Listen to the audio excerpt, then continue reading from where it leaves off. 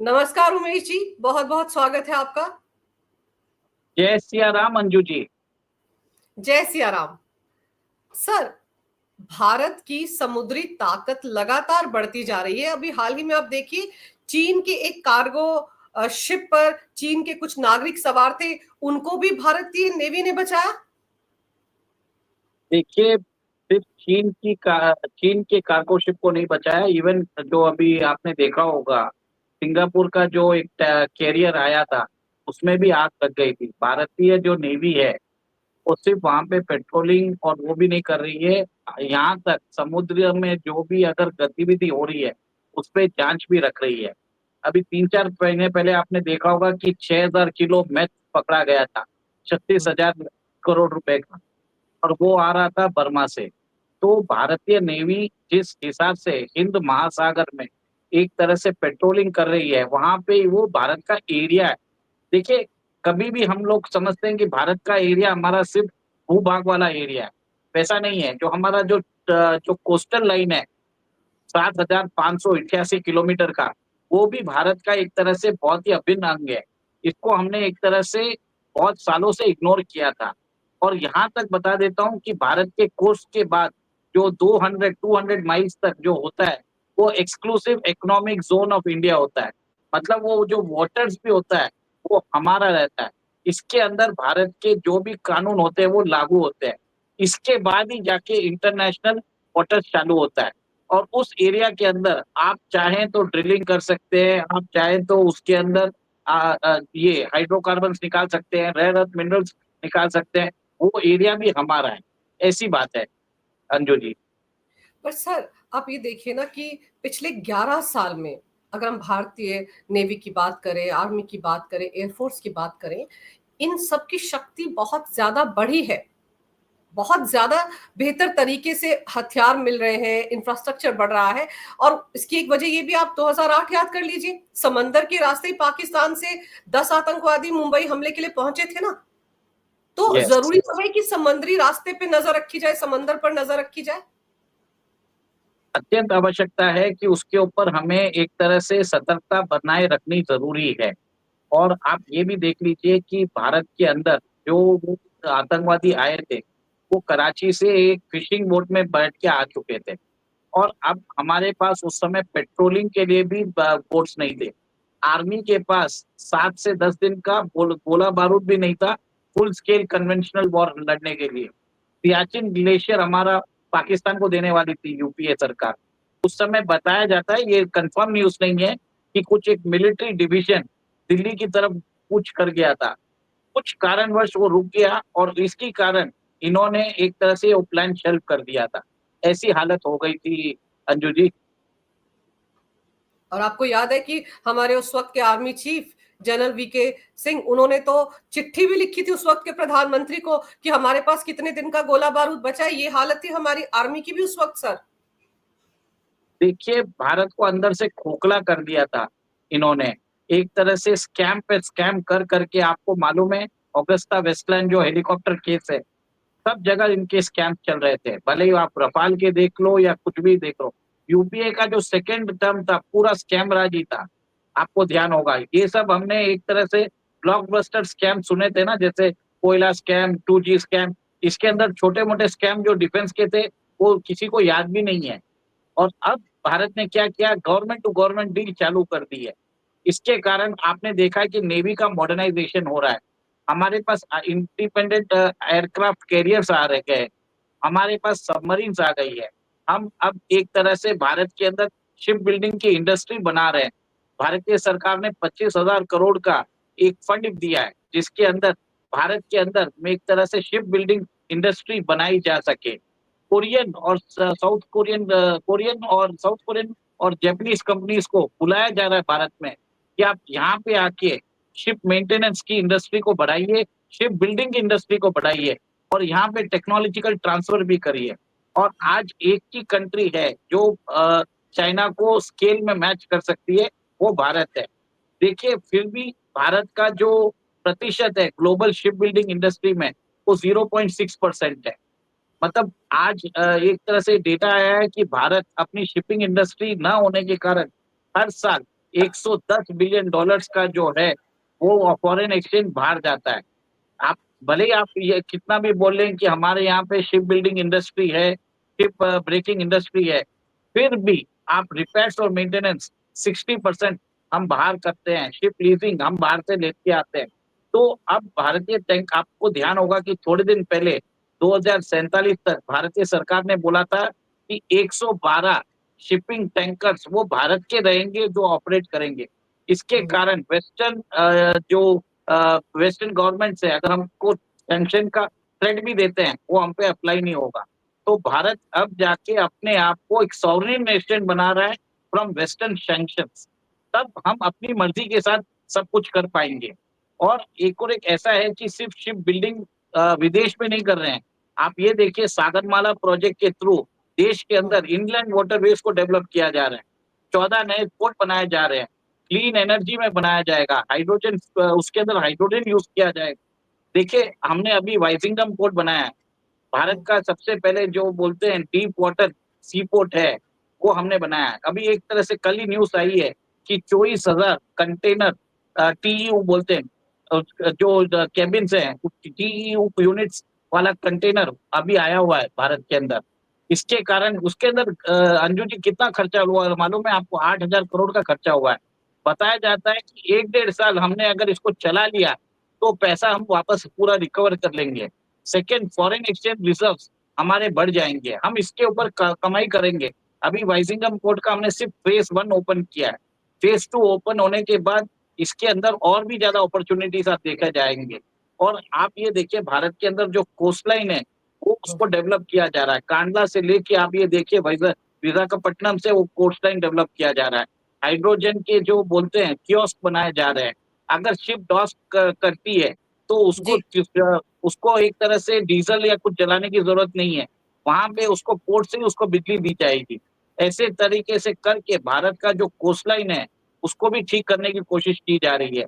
जो बोलते हैं कार्बन न्यूट्रल करना है 2047 तक, वो प्रधानमंत्री ने जो अगर जो विजन दिया है वो सब करने की तैयारी कर रहे हैं। और ये भी देख लीजिए अंजू जी, जो नॉर्वे के अंदर इनलैंड वाटरवेज के अंदर they are using electric ferries, वैसा भी कुछ ट्राई कर रहा है भारत करने के लिए। और फिर भारत ने सर पहला ग्रीन कार्गो शिप भी तो नॉर्वे को दिया है ना, और बताया जा रहा है कि अभी 14 ऐसे शिप और बनेंगे, और वो भी देखिए, यूरोपियन नेशंस के लिए।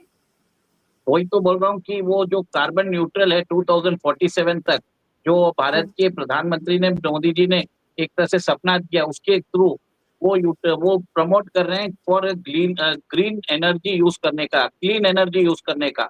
और एक तरह से कार्बन एमिशन नहीं होने के लिए वो एक तरह से लोगों को बोल रहे हैं कि आप इलेक्ट्रिसिटी पे यूज करिए, आप फॉसिल फ्यूल मत यूज करिए। इनफैक्ट वो यहाँ तक देखा जा रहा है कि आर्टिक के अंदर भारत एक तरह से वहां पे भी नेविगेशन करने की कोशिश कर रहा है।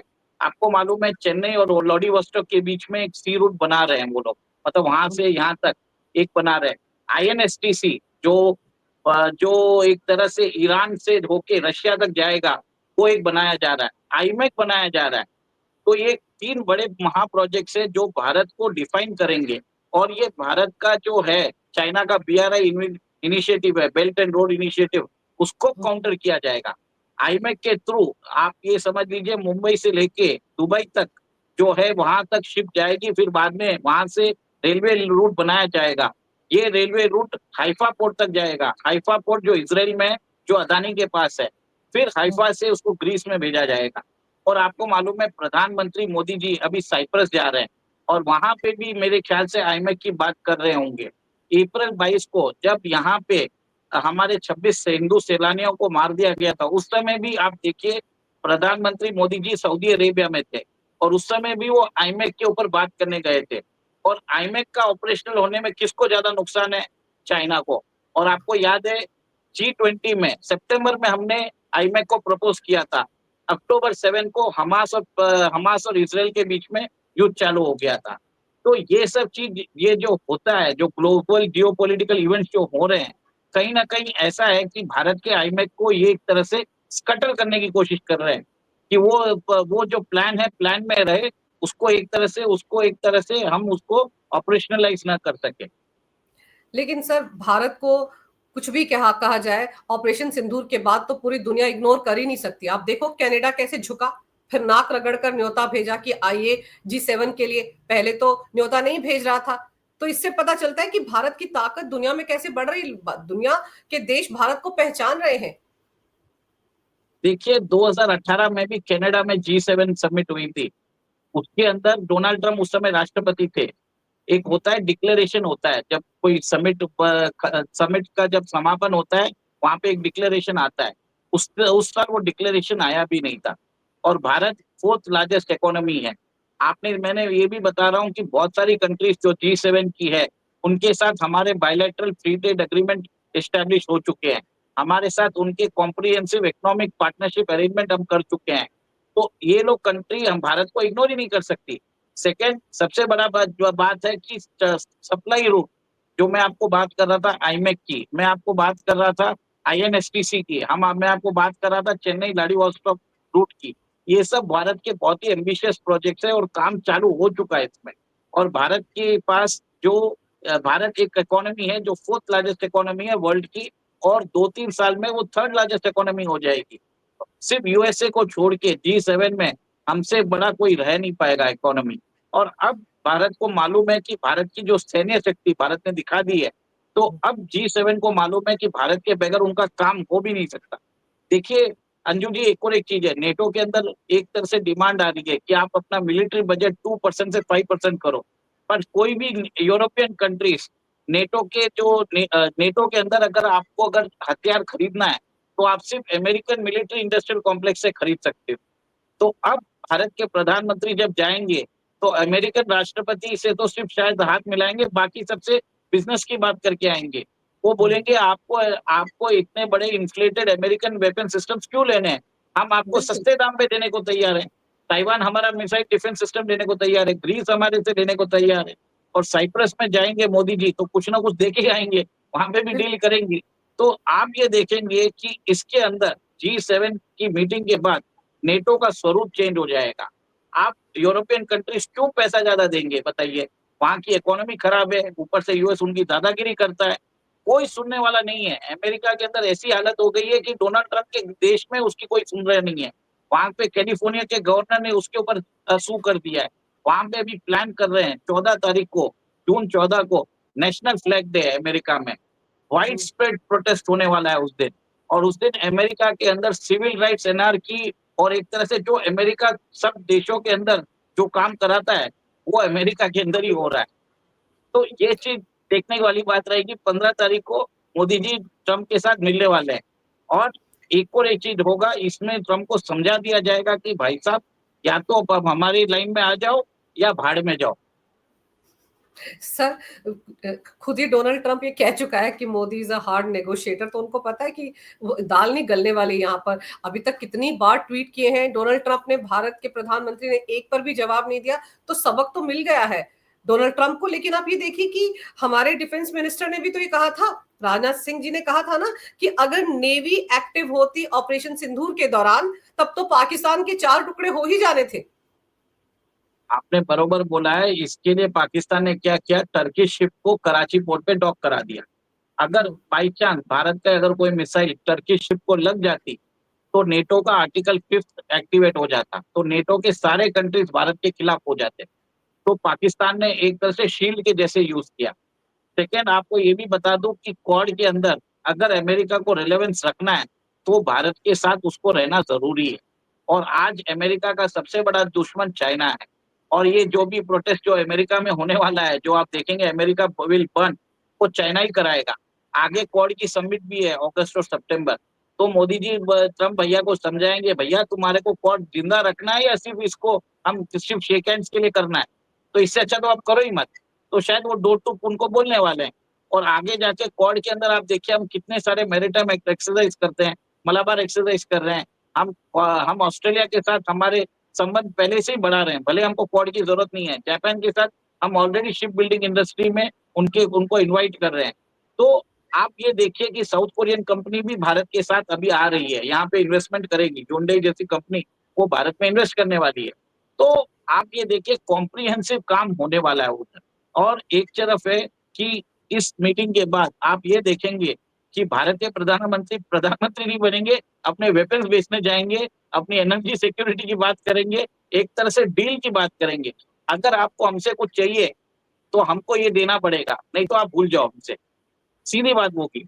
और ये बहुत ही इंपॉर्टेंट बात होगी, इसके लिए कनाडा के जो माइक केनेडी है उनको बुलाना पड़ा, क्योंकि कनाडा के अराउंड 15 से 20 बिलियन डॉलर हमारे स्टॉक मार्केट में इन्वेस्टेड है। हमारे 3 से 4 लाख स्टूडेंट कनाडा जा रहे हैं। और आपको मालूम है अभी जैसे अमेरिका में इंडियन स्टूडेंट्स के साथ बर्ताव हो रहा है, तो बहुत सारे स्टूडेंट्स एक तरह से कनाडा ही जाने वाले हैं, क्योंकि पास में है। तो सबको मालूम है इंडिया का रेलेवेंस क्या है, इंडिया का इंपॉर्टेंस क्या है। और India is a booming economy, everybody wants to trade with India.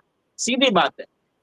बिल्कुल, बिल्कुल। पिछले 11 साल में हम कह सकते हैं उमेश जी कि भारत हर पहलू में देखा जाए, हर फील्ड में भारत और ज़्यादा सशक्त हुआ है और भारत की इस ताकत के आगे दुनिया भी जिसे कहते हैं नाक रगड़ रही है। और G7 में जिस तरह से पीएम मोदी को न्योता है हम सबने देख लिया और नेवी में जो मॉडर्नाइजेशन हो रही है उसको देखकर तो पाकिस्तान और चीन को मिर्ची लगी ही हुई है। अब देखते हैं साइप्रस जा रहे हैं, कनाडा जा रहे हैं हमारे प्रधानमंत्री, तो वहां पर क्या-क्या डील्स होती है, किस तरह से वो डोनाल्ड ट्रंप से मिलते हैं। आपने सर समय निकाला इस विषय पर, बड़ी ही महत्वपूर्ण जानकारी मेरे दर्शकों को दी। आपका बहुत-बहुत धन्यवाद। नमस्कार, भारत माता की जय हो, वंदे मातरम, जय श्री राम। जय सिया राम। अंजू जी। जय सिया राम।